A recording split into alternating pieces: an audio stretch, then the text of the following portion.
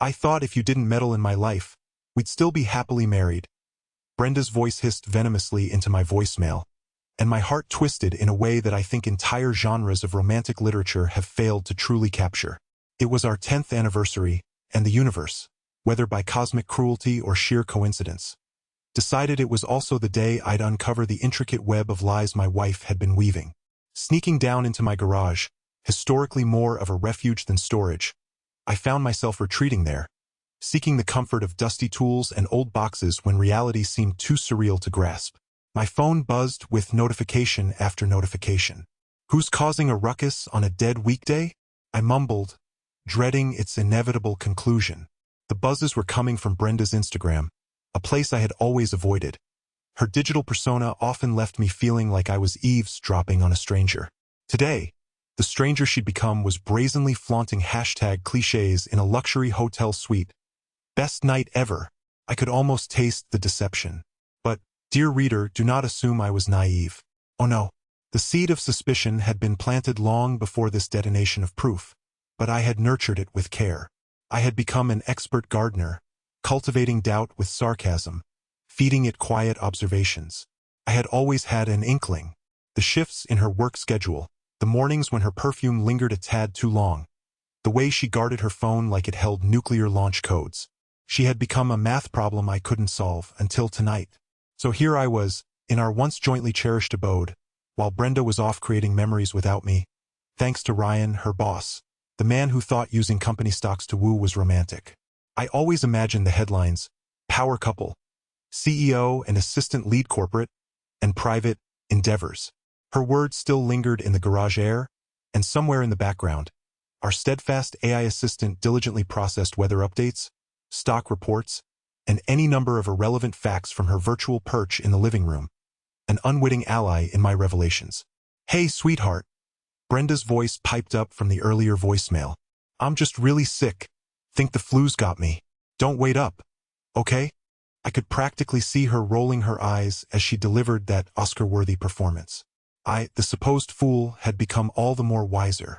Tonight was more than our anniversary. It was an awakening. The texts and notifications were my companions that night, until a single, unassuming detail, one small notification within the barrage of deceit caught my attention. A credit card alert.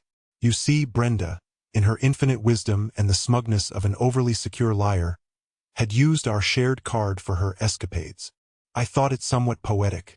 The digital breadcrumbs she'd left for me were as much her undoing as they were my liberation. It was time for a little game of financial hide and seek. As the social media party continued unabated on her feed, my laptop whirred to life, passwords entered, codes verified. Credit cards can be so telling, you know. By the time Brenda was clinking glasses with Ryan, I had begun to pull the proverbial rug out from beneath her feet.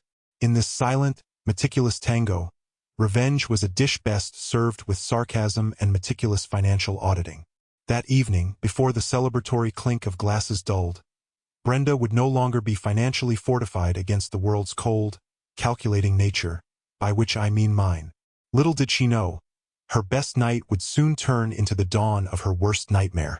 The next morning, as Brenda likely basked in the afterglow of her duplicitous adventure, I was already orchestrating her grand fall from deceitful grace. There's a certain rush that comes with unwrapping the truth, like peeling back the layers of a particularly tragic onion, one with no shortness of tears or pungent revelations. Outside, the neighborhood was lazily waking up over cups of overpriced coffee and tabloids, oblivious to the silent storm brewing behind the Johnsons' neatly trimmed hedges. As if on cue, our AI assistant chimed cheerily with its daily forecast, "Sunny skies ahead." How deliciously ironic. I couldn't help but recall Brenda's penchant for dramatics as I examined her digital interactions more closely. You see, enough breadcrumbs could lead one out of the woods or deeper into the labyrinth, and I was determined to navigate whichever path led to pure, unadulterated clarity. The credit card statements? They were mere appetizers. Her social media was the main course, teeming with hidden delicacies. Time was on my side. Brenda, unbeknownst to her, had neatly corralled her life into the palm of my hand. Our AI-installed security system, complete with smart locks and cameras I had personally curated with loving paranoia. I had crafted our very own digital prison, a gilded cage for a clandestine bird. I delved deeper than just one night's indiscretions, exploring a pastiche of timestamps and metadata. There were photos of meetings, often taking place at wine bars rather than boardrooms. And then, one particularly peculiar post, a snapshot of a charming bracelet on her wrist, gift from a special someone. The caption read, flanked by hearts. It almost went unnoticed in its triviality until I realized. It was the bracelet I had painstakingly selected and gifted to her not 3 months ago, now wrapped around a lie. My investigative detour led me through old photos, status updates, each revealing more than just digital imprints. They disclosed patterns, interactions, a living, breathing narrative that she never meant for me to see. What's that saying? Oh right, the devil is in the details, a maxim she would soon find to be rather prophetic. Yet, my pulse never raced once, each revelation more enlightening than enraging. It's amazing how clarity can cloak rage with the serene fabric of purpose. The more she exposed, the more calculated my resolve became. I temporarily revved up the engine hidden in the back seat of my surreptitious mind. The plan came together with the precision of a symphony, and I was maestro of fate's orchestra, Brenda, its unwitting soloist. I was ready. My fortress was fortified, my revenge mere hours from execution. While she feigned innocence in her situationship with her boss, Ryan, smug in the belief that her masquerade remained unchallenged, I was lurking somewhere between obscurity and afternoon inevitability. You see, the trick was not in the confrontation. That would be imperfect, messy, unnecessary. No, the art was in the unveiling. The stage had been set. Now all it needed was its leading lady to stumble into the spotlight, once blissfully unaware, now ankle-deep in the web she'd spun.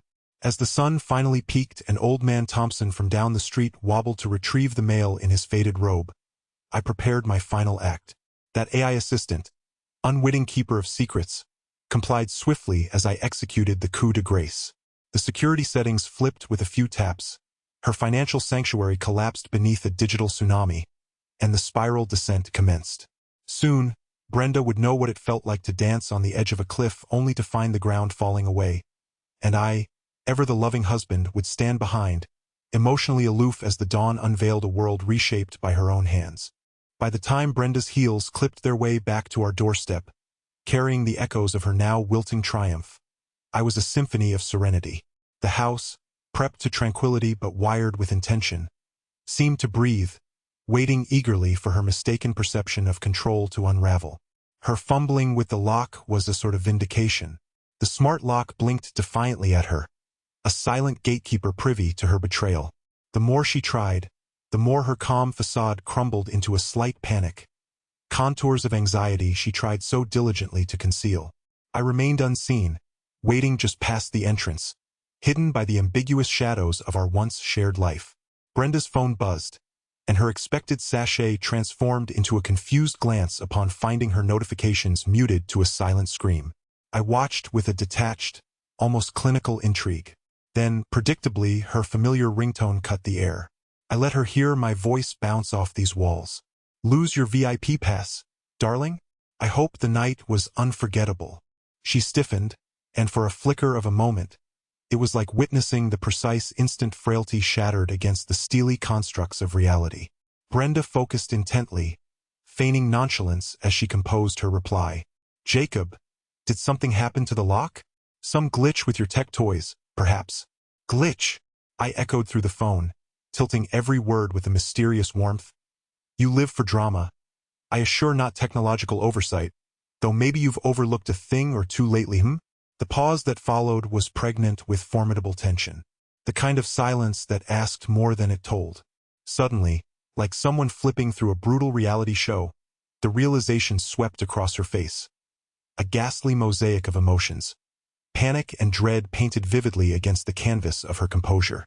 She abandoned the front, retreated to the garage, likely thinking of escape strategies, maybe considering if a hasty, shameful retreat was possible. I tracked her on our security apps, my digital spies articulating her every move. Her car, that symbol of independence and secrecy, was now just a dormant piece of machinery, blocked financial liability on 4 tires. Driving isn't really in the cards, either.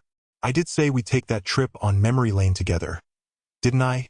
I interjected, allowing the digital connections to carry forth my taunt.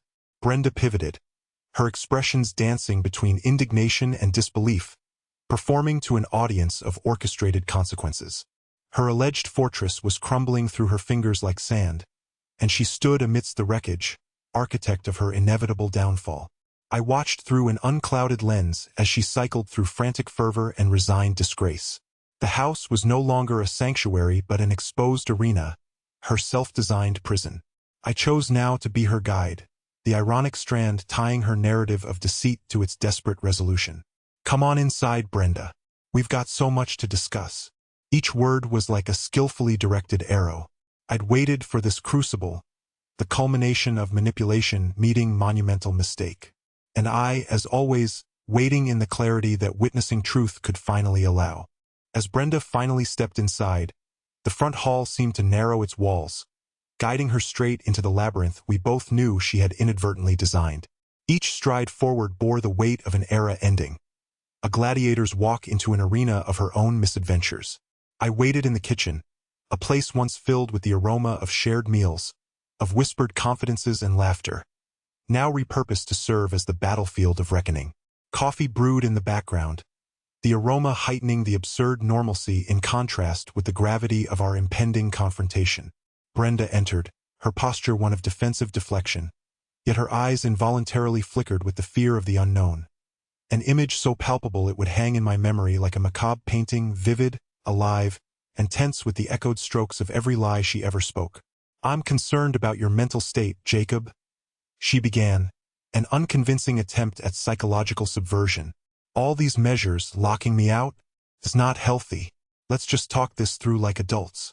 I leaned back against the counter, absently tapping a message into my phone. "Funny you mention health, Brenda. I'd say our love flatlined somewhere between Ryan's hotel check-in and your sick day antics. But sure, let's chat. Honest discourse, no cover charge." Her mask of manipulative confidence cracked just slightly, if only for a moment. The lyrical symphony of her deception was building to a crescendo, and I was determined to play out every note with precision before she grasped at her last broken chord. "Ryan, you're misinterpreting everything," she deflected, weaving back into her shroud of deception with reflexive skill. "You saw a coincidence and let your imagination spin tales. Coincidence, the perpetual alibi of the cornered storyteller. How pedestrian." I smiled wryly, letting the evidence I cradled in the virtual cradle of my laptop reveal the narrative. The photos, time-stamped like markers of her transgressions, filled the screen alongside transaction histories. Flashes of digital infidelity animated by truth. "Let's redefine coincidence, shall we?" I retorted, turning the laptop towards her. Each click of the mouse was like a gavel pronouncing silent judgment, playing out her perfidy in high-definition clarity. She blanched as her narrative collapsed under cold, unyielding reality. Her tales now wavered, stripped bare before the archival witnesses of every misstep branded as metadata. She looked up, eyes glazed with the weight of futility. "Jacob, please, it doesn't have to end this way." My heart might have softened in another life, where innocence shielded us both from consequence. But here, now, this was an emotionless battleground devoid of return paths. "But it's already in motion," I replied, my voice laced with steelier resolve. "Tell me, how does betrayal taste when served with a hint of its consequence?" Brenda's silence was a tacit admission, as tangible as any confession. I had pivoted from architect to executioner, revelations spoken in a language she could neither refute nor rewrite. Our shared past lay dissected between us, like a binding contract penned in indecision and unmet expectations. The game was in its final throes, the stakes revealed in stark relief against the canvas of her collapsing world. Brenda, the protagonist of her intertwined tales of love and lust, her narrative unwound, left to ponder the intricacies of a broken trust, shorn of her empire of digital deceit. Each surge of tension underscored the irreversible path we traveled, leading us. Where? The question hung heavy, as the divide between us yawned open, redefining the confines of fidelity, choice, and consequence. A strained silence took root, knotting itself into the spaces between us, its tendrils binding the moment into an inescapable web. Brenda's deflections were spent currency now. her face a study in depletion as though reality had siphoned away her vigor. The house, privy to every word, seemed to lean in, hungry for resolution. Brenda shifted, the nuances of her demeanor unraveling further. Her attempts to resurrect fragments of her old persuasive power were commendable. "Jacob," she began, voice honeyed with practiced remorse. "We've been good together, built something worth keeping. Surely there's room for understanding, forgiveness." Her plea was a hologram of sincerity, flickering with the promise of penance. I chuckled dryly, the sound bouncing off the kitchen's unforgiving surfaces. "Forgiveness, Brenda? Let's explore that. Empathy's a tricky beast, especially when the betrayal runs deeper than we ever built." My sarcasm was a fine-tuned instrument, each word a precise cut that knew what it was meant to wound. In her desperation, she pivoted, seeking out another angle. "What do you want me to say, Jacob? Yes, I messed up. But it wasn't just me alone that let things unravel. Was it?" Ah, and there it was, a flicker of acknowledgement, though meticulously veiled in her classic blame counterbalance. The suggestion that perhaps I was equally culpable danced mockingly between us. But I wasn't here for joint accusations. My role was one of clear-eyed deliverance. "I'd start with recognizing what the truth really is," I said, punctuating my words with deliberate slowness. "Anything else remains white noise, and as you can see, I have a good ear for sifting through static." I drew a breath, steadying the tone of my nerves against the delicate dance of emotional surgeries I needed to perform. "And maybe I've come to relish the quiet." Her eyes burned, whether from unshed tears or the keen sting of realization. She turned, gaze scanning the room as if seeking escape holes, equation variables yet unexplored. My deliberate severance of her support structures must have reverberated like shockwaves, trapped as she was in an increasingly claustrophobic world that I now reigned. As Brenda's options collapsed, her desperation necessitated innovation. "You don't have to do this. I can change things," she proposed, tendrils of manipulation still clinging to her words. "We can change." I let her appeal linger, a hollow echo chasing truths. She was prey to emotions with predictability: anger, dismay, and the gradual acceptance of loss. Alas, attempts to reconstruct shattered mirrors were always futile. "Change, darling. Is there anything left for us to change?" I let the question hang, enriched with finality. "I've shifted the paradigm. Consider how we stand now, beside a woven tapestry of choice and consequence." A sound, a nearly imperceptible notch of reality, rang out throughout the house. The AI assistant, tasked with its impersonal justice, chimed in, unaware of its perfect timing as it updated on financial transfers and account suspensions. It was an unforeseen actor on stage, validating my actions, cementing Brenda's loss in a language she understood: the cold calculus of finance. Brenda realized she'd been outmaneuvered in every conceivable manner. Her fortress dismantled, her realm of influence dismantled. She stood amidst the ruins of her own making. And me? I observed from the peripheries of drama, the human insight she had underestimated, each detail, disclosure analyzed with a surgeon's precision. This theater of betrayal was nearing its climax, each scene tailored for a calculated downfall. For Brenda, moments of reckoning were scarce. I had crafted a moment rich in irony, encapsulating the complexities of love, regret, and the volatile brew of consequences she must now swallow. Brenda's eyes darted around the room, desperate for something, anything, to anchor herself to. In those frantic moments, she resembled a caged creature, newly aware of the bars surrounding her. Our dance had led her here, to the brink of realization, to the precipice of her unraveling facade. In the cold silence, it struck me that the woman before me was a stranger crafted from familiar contours, reduced now to echoes of belief and betrayal woven irrationally into our lives. It was almost poetic in its tragedy, our expectations used as bricks in the wall that now enclosed her.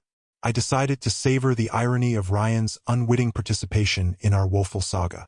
"How's your fearless leader these days, Brenda? Does company spirit cover gallivanting off to luxury escapes? Or is that your own unique contribution?" My voice dripped with scorn, each word a reminder of how thoroughly I had dissected her deceit, an audience to the deeds she thought shrouded. her face flushed with anger and something resembling shame. "Jacob, not everything's how it looks," she protested, though her words rang hollow. You've taken this too far. This?" She gestured to the room, the ruined narrative quivering in her gestures. "Was never supposed to happen." I fixed her with a steady gaze, unflinching in my resolve. "You're right," I agreed, letting the moment stretch tautly. "It wasn't supposed to happen because trust didn't come with conditions. And yet, here we are." From the periphery of my vision, a curious object caught my attention. The bracelet, haloed in bygone sentiment, lay innocently on the counter. It was one of several tokens I'd gifted, each marking chapters in our shared narrative now rewritten with stark honesty. In that instant, the bracelet was not just incidental decoration, but a monument to our fractured past, and a reminder of her careless discretion. "Do you recall who gave you that?" I asked, my voice deceptively conversational as I nodded towards the bracelet. Brenda hesitated, fingers twitching involuntarily. "You did, but—" She trailed off, aware of where this thread wove into our tapestry, how swiftly it would unravel, revealed by its GPS-enabled clasp. A hardwired remembrance of our better days, now a conduit of truth. The gradual comprehension stole across her face, dawning over her features like a reluctant sunrise. You tracked me with it?" she stammered, the righteous indignation she tried to summon crumbling under unrelenting realization. I allowed a dry smile, a flash devoid of warmth. "Perhaps not always, Brenda, but your treasure trove of deceit comes inscribed with its own revelation. Wouldn't you agree?" The air thickened, the weight of confrontation growing ever more palpable. Our home seemed to share my sentiment, its walls silent witnesses and sentinels to our fraught interaction. Brenda's breath hitched, caught between outrage and resignation. Her fables denouement lay quietly before her, its pages shuffled, reordered by the very digital age she relied upon. We stood poised at the edge of something, a precipice of renewal or separation. Yet the choice had already been made long before this moment. Thus the stage was set for the next act. Each line, each gesture from here on rippling with possibilities and severed trusts. This theater offered no encore, only an unmasking of the players and a realization of the precipice neither of us knew we stood upon, sculpted by her own unwitting hand. Brenda recoiled slightly, her eyes narrow slits as they flicked back to mine. The air hummed with tension, a taut string unspooled between us, vibrating with every unspoken accusation and undefended action. "Did you ever love me, Jacob?" Her voice quivered, shrouded in a veil of practiced deflection. "Or was it always about power, about control?" For a fleeting beat, the question rooted in us the ghosts of our happier selves. Memories of shared sunsets and intertwined dreams surfaced, calling forth a version of us that once believed in untainted futures. But her query was a misdirection, a bid to maneuver a narrative away from her trespass. Clever, but ultimately futile within the crucible she had ignited. Love? Once, readily. But loving the idea of someone doesn't blind one to reality. I countered, the starkness in my words bearing the world we now inhabited, a realm stripped of illusion. For both our sakes, let's forsake the pretense of ignorance. The notion hung between us, laden with the weight of 1,000 instances where trust should have intercepted choice. I stepped forward, handed the bracelet to her with a finality that overshadowed its glittering surface. "Keep it," I offered with an icy calm, a memento of bygone illusions. Her hand closed reflexively around the bracelet, a gesture reflexively reminiscent of time's changes soothed rather than splintered. Its symbolism was not lost on either of us, a relic of better days, now tarnished by the realm of infidelity. Brenda unfurled a bitter laugh, its notes tinged with rueful acceptance. "I suppose this is where we unravel completely, Jacob? More of a resetting," I opined, letting the phrase drizzle serenity amidst the chaos. Her glance took on an edge of practical desperation as she processed her narrowing avenues. "So now what? You've exposed my mistakes, stripped everything away. Does that make you feel vindicated?" The question bore into the core of our standoff, probing deeper than surface grievances, touching upon the unsaid truths that begot our current circumstance. "Vindication was never the goal," I mused. the discipline behind my thoughts aligning with surgical precision. Understanding, perhaps. A clarity on what our pasts can't change, and what futures they could. My non-revelations offered no solace, built as they were upon stark candor. For Brenda, the game board lay empty, save for those consequences as yet uncollected, the debts of deception needing settling.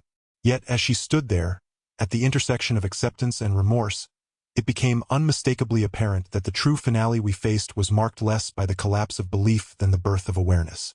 We were two forces, once harmonious, now realigned. Our story was never truly about where we ended but how we arrived. Brenda's saga of artisan deceit, interwoven with my unwelcome wisdom, foretold the conclusion of our dance. The ground beneath us was scattered with pieces from a jigsaw once whole, each waiting silently for new stories to arise from their remnants. Despite ourselves, laughter unfurled again. Unexpected, shocking in its poignancy. It colored the air, weaving its fragile beauty amidst strands of melancholy. For an instant, we remembered a past infected with hope, and thus stood poised, ever so delicately, at the inception of our uncertain passage forward. The laughter faded, leaving a lingering resonance that rippled through the tension, a momentary ceasefire in an otherwise relentless conflict. Brenda stood there, the weight of what she had wrought evident in the set of her shoulders, the tremor in her voice barely restrained as she steadied herself against the looming shadows of her choices. Our house felt distinctly like a museum now, filled with artifacts of a life previously shared, each room an exhibit of memories dusted with the patina of nostalgia.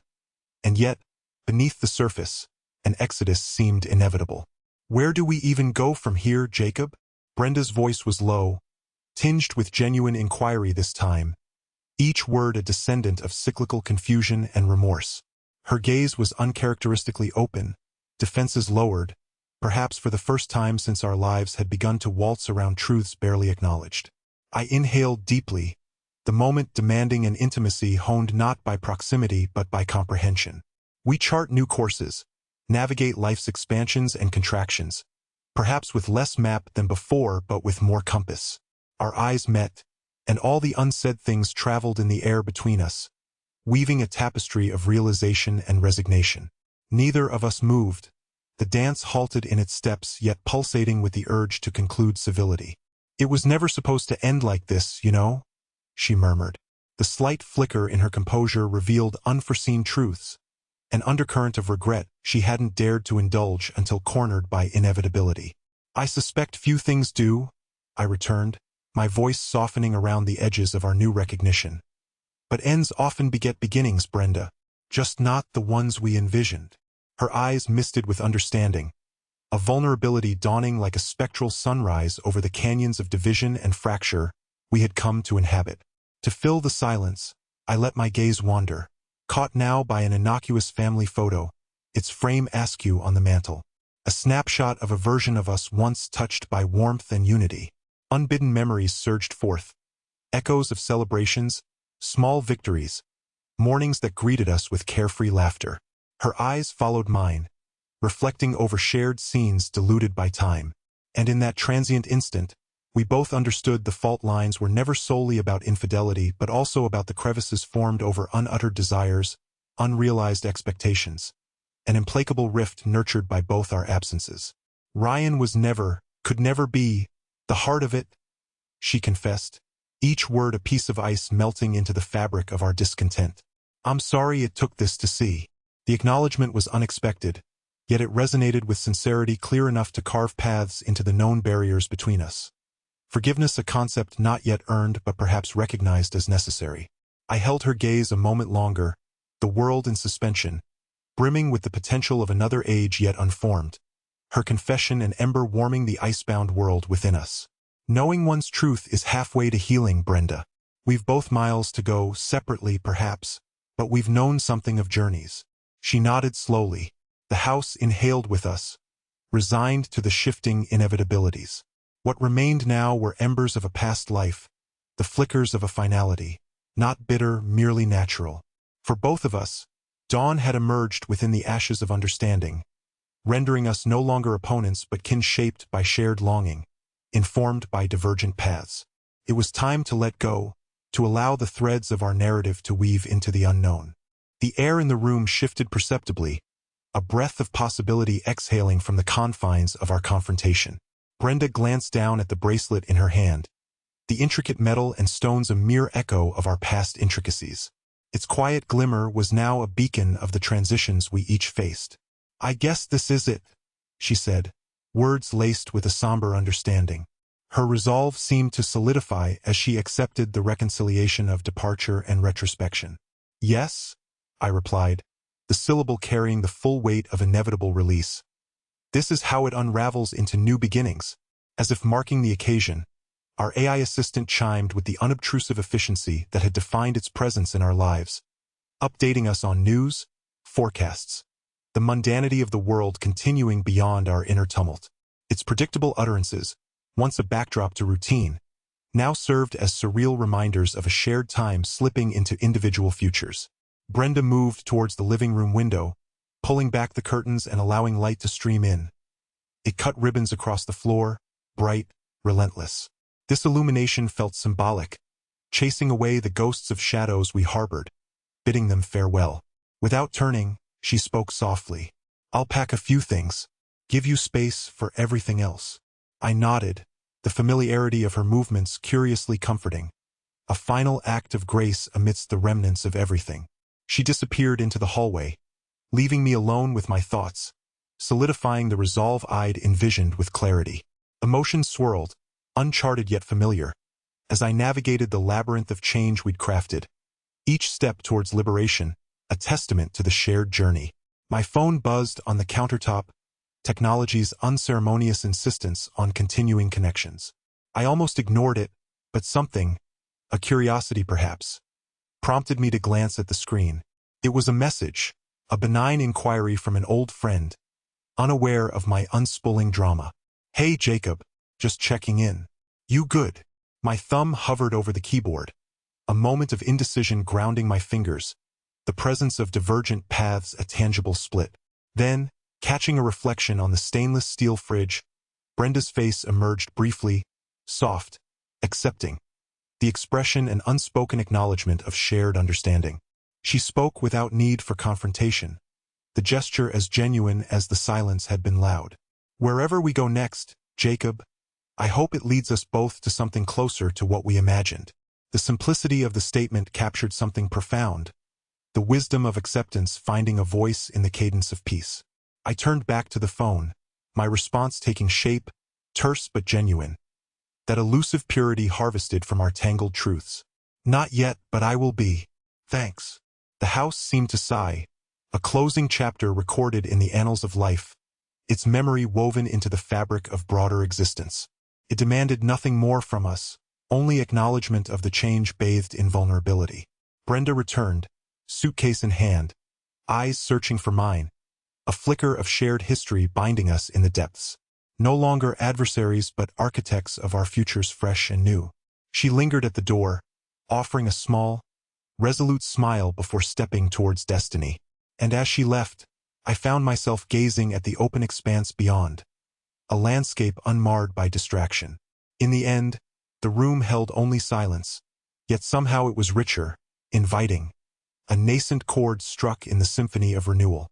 The door closed softly behind Brenda, its subtle click reverberating through the house like the final note of an unresolved symphony. I stood there for a moment, the weight of solitude settling with surprising warmth around my shoulders. A new companion, promising untold chapters. The morning light painted the room in hues of possibility, a fresh canvas for whatever I chose to craft next. I'd heard it said that change often arrives unbidden, yet equally offers the chance for rebirth, an idea now resonating within the quiet rooms, echoing my internalized acceptance. Returning to the kitchen, I brewed a fresh pot of coffee, its rich aroma weaving nostalgia with the fabric of change. I pondered the precipice of newfound freedom, an uncharted frontier where creativity and renewal might yet grow. In the solitude, thoughts unfurled into ideas, dreams unrestrained by the confines of past obligations. I turned on the AI assistant again, its presence now a friendly companion rather than a reminder of past transgressions. "Play something light," I instructed, a command acknowledged with melodic acquiescence. From the unassuming speakers, the strains of a gentle piano accompanied my musings, each note lingering in the air. A symphony intertwined with the soft rustle of morning's awakening. The music tethered me to the present, its arcs reflecting hope in every chord. I glanced at the counter, considering the neglected threads of my life's passion. A project once pushed aside in the upheaval of daily existence. Today, those endeavors beckoned, each component a promise for rediscovery. With curiosity in mind, I reached for the folder, its contents a personal blueprint hidden amid the complexities. Pulse quickening, I thumbed through sketches and notes, ambitions enshrined in words long set aside. This was my mosaic, my interpretation of the world's inflections, waiting for revival. In picking up these pieces, I glimpsed potential. Each segment represented facets of myself unexplored, a tapestry of choice unfurling before me. The doorbell's trill snapped me back to the present, a surprise intrusion into contemplative solitude. Setting the folder aside, I crossed the room, curiosity guiding my steps to the doorway.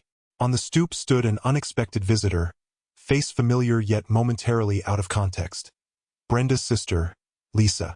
Her eyes sought mine, searching, yet devoid of illusion, expression mingling curiosity and concern. "Jacob," she greeted, that simple utterance layered with histories unspoken. Lisa had always been kinder, a steady beam amid the variables, unaware of the intricacies yet unrolled between Brenda and me. "Lisa," I replied, stepping aside to grant her entry. "Bit early for a family visit, don't you think?" She smiled wryly, slipping past and into the threshold of uncertainty. Truth be told, I didn't expect the scene. "It seems things have shifted?" I nodded, words catching briefly in the gate of emotion before becoming unstuck. "Yes, shifts are the order of the day. From chaos to calm, I hope," she offered, always the keen observer of human tenor. "Brenda called me, asked me to check on you."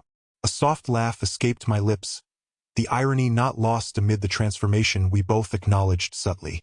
"Trust Brenda to worry about her imperfect masterpiece," I mused, inviting Lisa's glance to follow mine into the kitchen, its comfort offering respite.